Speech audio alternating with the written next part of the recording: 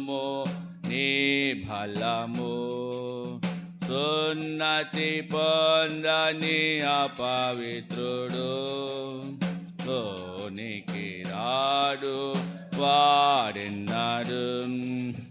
సున్నతి పొందని అపవిత్రుడు లోనికి రాడు వాడెన్నడు.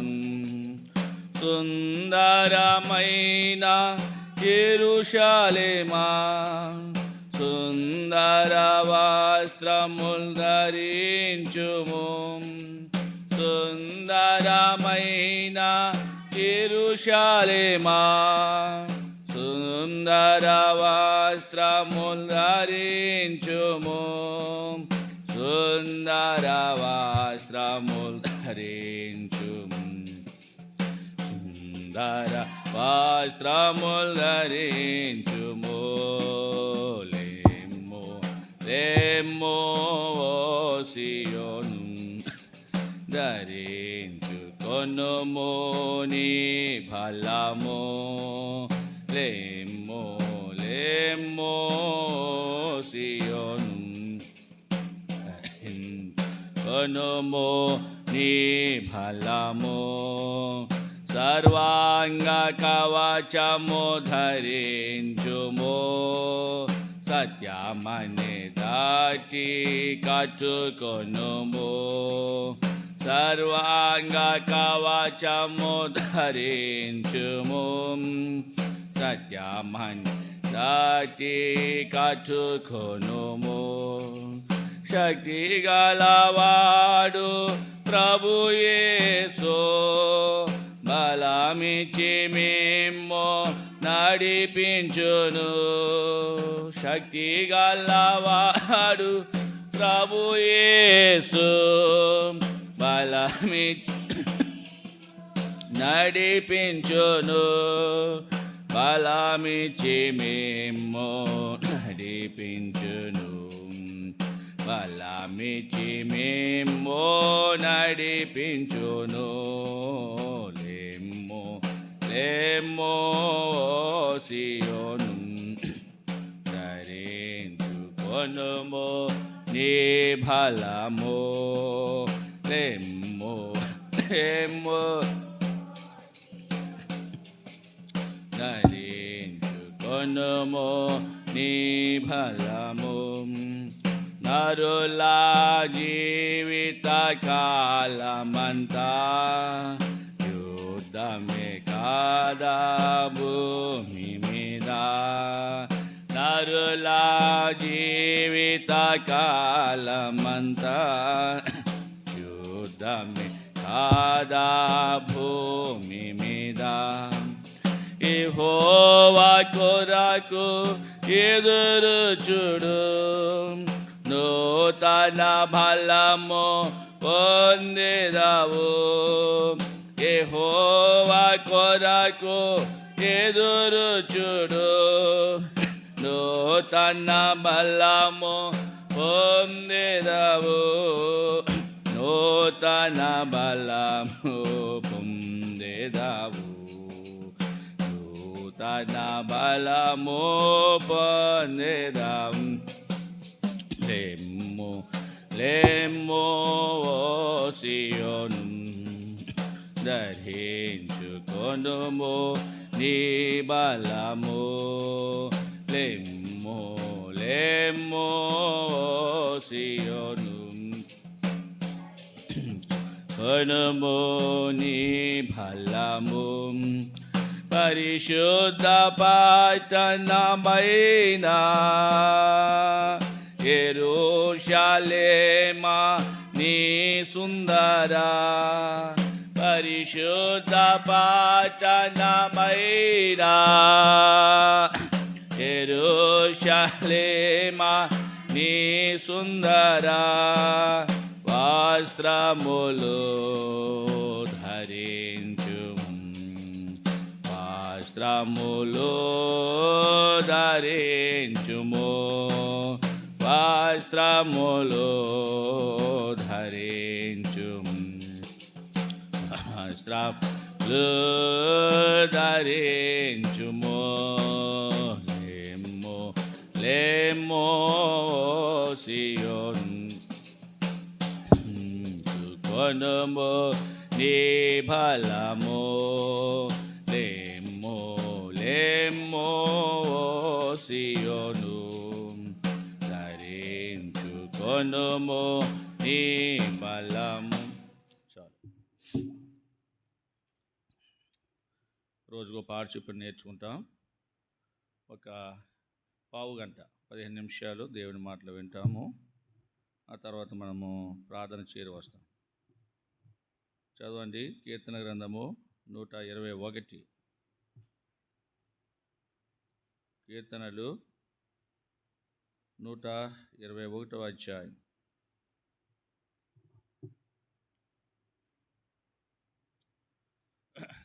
4వ వచనం. అంతా కలిసి చదువుదాం. కీర్తన గ్రంథము 121 అధ్యాయము 4వ వచనం. ఈరోజు క్యాలెండర్ వాగ్దానం. ఈ దినం మొదలుకొని ప్రతిరోజు కూడా క్యాలెండర్ మరి వాగ్దానం మీదనే మీకు వర్తమానాలు ఉంటాయి. ఆ తర్వాత మనం ప్రార్థన చేస్తాం. ఈ వేకుజాము ప్రార్థనలో చదవండి. 121:4. ఇశ్రాయేలును కాపాడువాడు కునికడు, నిద్రపోడు, యెహోవాయే నిన్ను కాపాడువాడు. చాలు. దేవుని సహాయం కొరకు చిన్న ప్రార్థన చేసుకుంటాం. మహాప్రేమ గల మా తండ్రి, శాశ్వతమైన ప్రేమతో ప్రేమించు దేవా, విడువక మాయడలా చూపుతున్న తండ్రి, నీ వందనాలు దేవా. మరి ఒక కొత్త పాట నేర్చుకోవడానికి మీరు ఇచ్చిన కృప కొరకే వందనాలు. మరి తిరిగి వాక్యం దగ్గర వస్తున్నాం, సహాయపడుతుంది. యేసు నామములో దేవా, నీ పూర్గా వాడుకోండి, నీ దాసును అభిషేకించి ప్రార్థించి వేడుకుంటున్నాం తండ్రి. దావీదు తన యాత్ర జీవితంలో ఇశ్రాయేలు గురించి రాస్తూ వచ్చాడు. అంటే ఇశ్రాయేలు ప్రజలను దేవుడు ఎలా కాపాడతాడో ఈ యొక్క అధ్యాయంలో లేక ఈ వచనంలో ప్రస్తావించాడు. ఇశ్రాయేలును కాపాడువాడు కునుకడు, నిద్రపోడు. అంటే మనం సేవించుచున్న దేవుడు ఆయన కునుకు వేయడంట. కారణం ఏంటంటే ఆయన కునికేశాడు అనుకోండి. ఆయన మనిషి కుమారుడుగా భూమి మీదకి వచ్చాడు. భూమి మీదకి వచ్చిన దినాల్లో ఆయన ధోనిలో అలసిపోయి నిద్రపోతూ ఉన్నాడు. నిద్రపోతుంటే భయంకరమైన గాలి తుఫాను పుట్టింది. శిష్యులు భయపడిపోయారు. బోధకుడా, మేము నశించిపోచున్నాం. కారణం ఏంటి? సముద్రం మీద పెద్ద గాలి తుఫాను. ఎందుకంటే వారు ప్రయాణిస్తున్న దోణి మునిగిపోయే పరిస్థితులు వచ్చాయి. వెంటనే ఆయన లేచి గాలిని, సముద్రమును గద్దించాడు. ఆ వెంటనే నిమ్మలమైపోయినాయి. నా భావం ఏంటంటే ఆయన కునుకు వేశాడంటే అల్లకొలాలు అయిపోతుంది ప్రపంచం. అంటే ప్రపంచంలో ఎక్కడ కూడా నెమ్మది ఉండదు. అందుకే ఈ సర్వశక్తి గల దేవుడు ఏం చేస్తాడంటే నిద్రపోకుండా, అసలే కునికే వేయకుండా, నిద్ర అంటే అలా నిద్రపోతూ ఉంటాం, కునికంటే అలా అంటాం కదా. అంటే ఆ ఒక్క నిమిషం కునుకు, ఆ ఒక్క నిమిషం కునుకులు ఏం తెలియదు. అలాగే కునికే వేయడట ఇశ్రాయేలును కాపాడే విషయంలో. ఎందుకు ఇశ్రాయేలు విషయంలో ఆయన అంత శ్రద్ధ తీసుకున్నాడంటే, ఈ ఇశ్రాయేలు అతని యొక్క చరిత్ర మనం చూస్తే గత దినాలు, పూర్వ దినాలు చూస్తే యాకోబును దేవుడు ఇశ్రాయేలుగా మార్చాడు. ఇశ్రాయేలుగా మార్చడానికి కారణాలు ఉన్నాయి. చూడండి, ఒక సందర్భాన్ని మీకు చూపిస్తాను. ఆదికాండము 32వ అధ్యాయంలో ఈ ఇశ్రాయేలు గురించి మనం చూస్తాం. ఆదికాండము 32 అధ్యాయము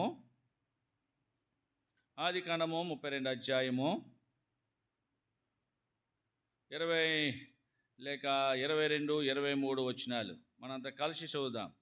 ఆ రాత్రి అతడు లేచి తన 2 భార్యలను, తన 2 దాసీలను, తన 11 మంది పిల్లలను తీసుకుని యబ్బోకు రేవు దాటిపోయాను.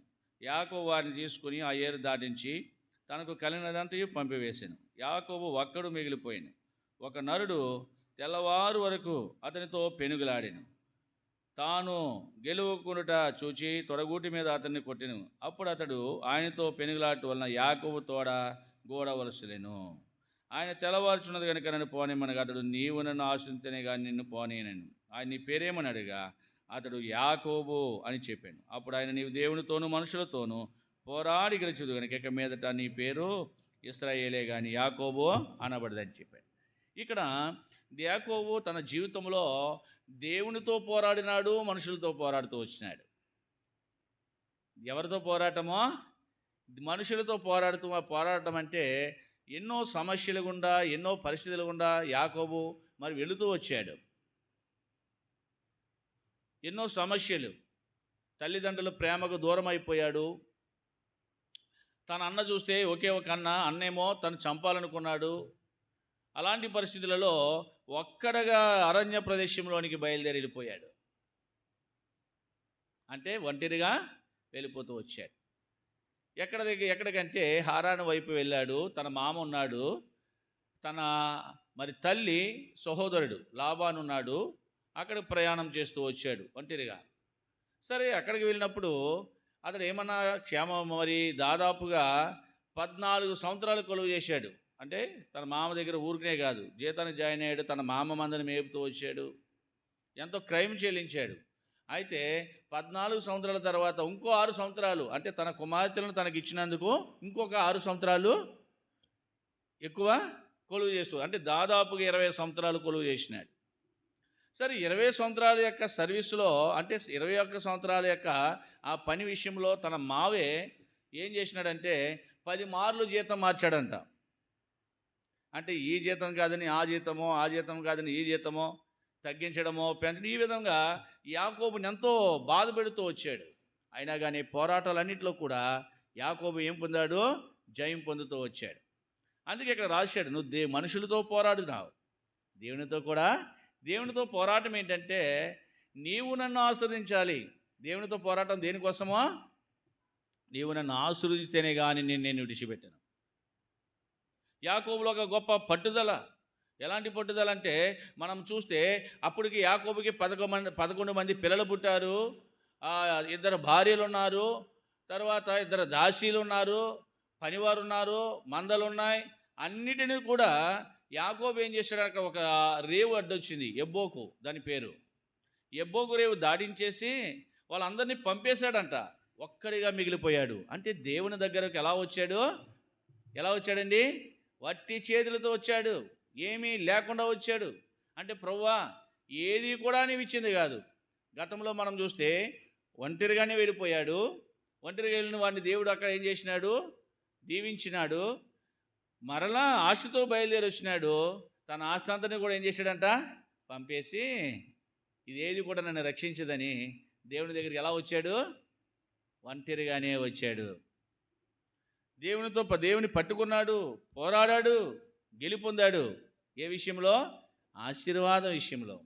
ఎంత పోరాటం అంటే, తెల్లవారిపోతుందయ్యా, వదలవయ్యా యాకోబని నిజంగా ప్రభునే పట్టుకున్నాడు ఈయన. తొడ గోడ వసిలేను అని రాశాడు అక్కడ. తొడ గోడ అంటే తన తొడ తుంటి నరము విరిగిపోయినా కానీ, అంటే గోడ వసలాడిపోయినా కానీ నేను నిన్ను పోనేను అంటే, ఆ ఆశీర్వాదము కొరకు, ఇశ్రాయేలుగా మార్చబడట కొరకు అంత పోరాడుతూ వచ్చాడు. అంత పోరాడి ఇశ్రాయేలుగా మార్చబడుతూ వచ్చాడు. దేవుని ఆశీర్వాదం పొందుతూ వచ్చాడు. అందుకే ప్రభు మరి యాకోబు విషయమై అంటాడు, ఇశ్రాయేలును కాపాడువాడు.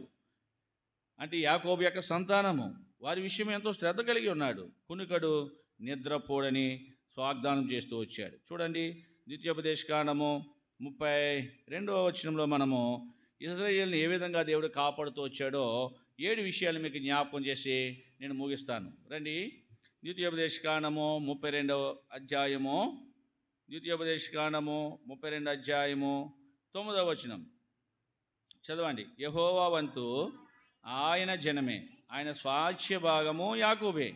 అరణ్య ప్రదేశములోనూ బేకర ధ్వని గల పాడైన ఎడారిలోనూ వాని కనుగొని ఆవరించి పరామర్శించి తన కనుపాపలు వాని కాపాడిను. ఇక్కడ యెహోవా వంతు ఆయన జనమే. ఎవరు ఆయన జనమో? ఎవరైతే ఆస్వాదించబడ్డారో, ఇశ్రాయేలుగా మార్చబడుతూ వచ్చారో వారే ఆయన జనం. యెషయా గ్రంథం 43వ అధ్యాయంలో అంటాడు, యాకోబు భయపడకము, పేరు పెట్టి నేను పిలిచి ఉన్నాను, నీవు నా సొత్తు అన్నాడు.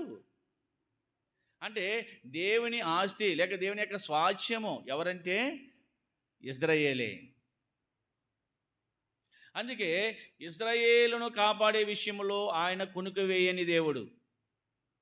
ఎలాగా కాపాడుతూ వచ్చాడంట? భీకర ధ్వని గల పాడైన ఎడారిలో ఉన్నాడు ఇశ్రాయేలు, ఏ ఆదరణ లేనివాడుగా ఉన్నాడు. అలాంటి పరిస్థితులలో ఇప్పుడు దేవుడు ఏం చేసినాడంట? మొట్టమొదటిగా వాని కనుగొన్నాడు. అయ్యో, యాకోబు ఎక్కడున్నాడు యాకోబు? అలా దేవుడు కనుగొనేసరికి భీకర ధ్వని గల భయంకరమైన పాడైన ఎడారిలో ఏముంటాయి? నీళ్ళు కూడా దొరకవు. ఎడారిలో మంచినీళ్ళు కూడా దొరకవు. భయంకరమైన ఎండలుంటాయి. అలాంటి పరిస్థితులలో యాకోబును దేవుడు కనుగొన్నాడు. ఓహో, యాకోబు ఎడారిలో ఉన్నాడు, యాకోబుని ఏం చేయాలా? కాపాడుతూ రావాలా. ఎందుకంటే ఆహారం ఇవ్వాలా, తర్వాత నీళ్ళు ఇవ్వాలా, యాకోబుని పోషించాలా అని దేవుడు ఏం చేశాడంట? కనుగొన్నాడంట యాకోబును. రెండవది మనం చూస్తే ఆవరించినాడు. ఆవరించడం అంటే యాకోబును చుట్టుముట్టేసినాడు అన్నమాట. ఆవరించుట అంటే యాకోబులో దేవుడు ఉన్నాడు, యాకోబును కనుగొన్నాడు, యాకోబును ఆవరించినాడు. ఆవరించడం అంటే ఇప్పుడు యాకోబులో దేవుడు తప్ప, లేక ఇశ్రాయేలులో దేవుడు తప్ప యాకోబు కనబడడు. మీకు అర్థమైందా? ఇశ్రాయేలులో దేవుడే కానీ యాకోబు కనబడడు. అది ఆవరించుట అంటారు. సరే, మనము మూడో విషయాన్ని మనం చూస్తాం.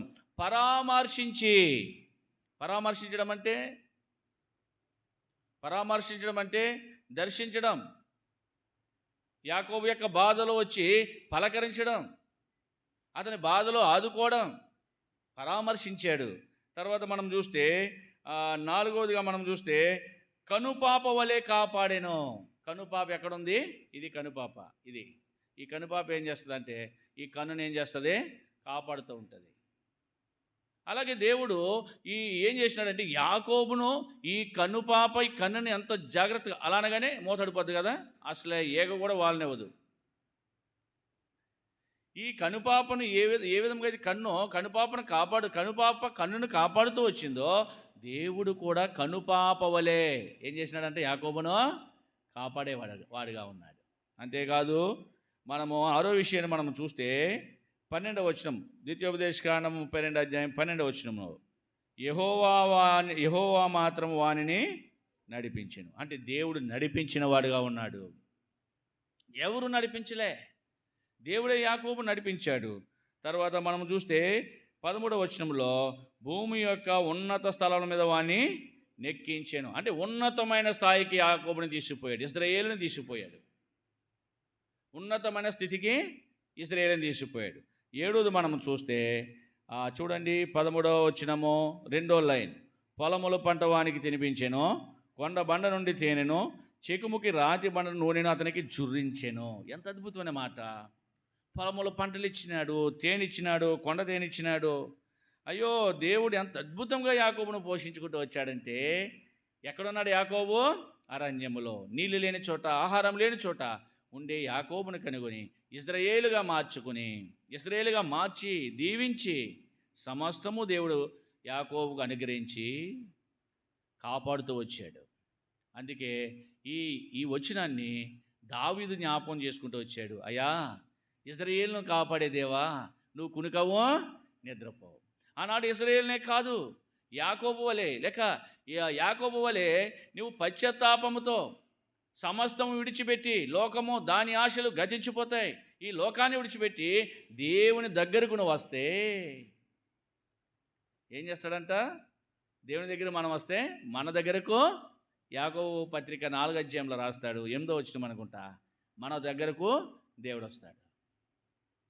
ఈ దేవుడు ఎలాంటి వాడంటే మనల్ని కాపాడుతాడు, మనల్ని ఆవరిస్తాడు, మనల్ని పరామర్శిస్తాడు, కనుగొంటాడు, నడిపిస్తాడు, ఉన్నతమైన స్థాయికి తీసుకుపోతాడు. ఏం చేస్తాడు? కడుపు నిండా భోజనం పెడతాడు. ఈ విధముగా ఇశ్రాయేలును, అరణ్యంలో ఉన్న ఇశ్రాయేలును కనుగొని పరామర్శించి కనుపాప వలె కాపాడి నడిపించి ఉన్నత స్థాయికి తీసుకుపోయి పొలములో పంట ఆయనకి తినిపించుకుంటూ వచ్చాడు. ఆనాడు ఇశ్రాయేలుకే కాదు, ఎవరైతే రక్షించబడ్డారో ప్రభు దగ్గరికి వచ్చినారో వారందరినీ కూడా ఇశ్రాయేలుగా మార్చే దేవుడు. ఇశ్రాయేలు అనగా అర్థం ఏంటంటే దేవునితో పోరాడువాడు. ఆశీర్వదించబడిన జనాంగము. ఆశీర్వదించబడిన జనాంగంలోనే ఉండాలని కోరుతున్నావా? ఈ క్షణమే, ఇప్పుడే యాకోబు ఏ విధంగా అయితే ప్రభు కొరకు ప్రయాసపడుతూ వచ్చాడో మీరు కూడా మీ జీవితకాలం అంతా కూడా దేవుని కొరకు ప్రయాసపడండి. దేవుని కొరకు ఎదురు చూడండి. నూతన బలాన్ని మీరు పొందుకుంటారు. అలాంటి ఆశీర్వాదముతో, అలాంటి ఐశ్వర్యంతో దేవుడు మేము నింపి కాపాడి భద్రపరచును గాక. ఆమేన్.